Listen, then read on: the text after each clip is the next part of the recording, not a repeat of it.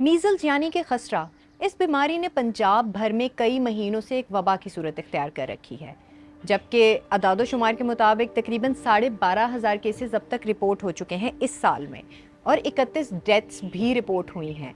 यही नहीं, डॉक्टर्स के मुताबिक इसकी अलामात में शदीद बुखार का होना, गला ख़राब होना, खांसी, आंखों का दुखना, उसके बाद पूरे जिस्म पर दानों का निकलना है।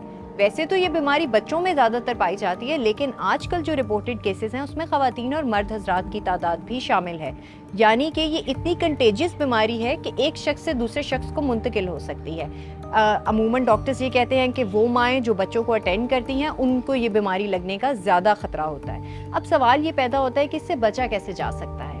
डॉक्टर्स के मुताबिक आइसोलेशन सबसे अहम चीज़ है। ज़्यादातर माहिरीन ये भी कहते हैं कि गले का ख़राब होना, बुखार, खांसी और आंखों का दुखने इनिशियल अलामात हैं जो कि 4 दिन तक रहती हैं। 4 दिन के बाद जिस्म पर दाने निकलते हैं। इसके अंदर आइसोलेशन इंतहाई ज़रूरी है और इसके साथ साथ जो मरीज़ है उससे दूर रहने के साथ साथ मरीज़ के इस्तेमाल की चीज़ों को भी अलग किया जाए ताकि इस किस्म की बीमारी से बचा जा सके।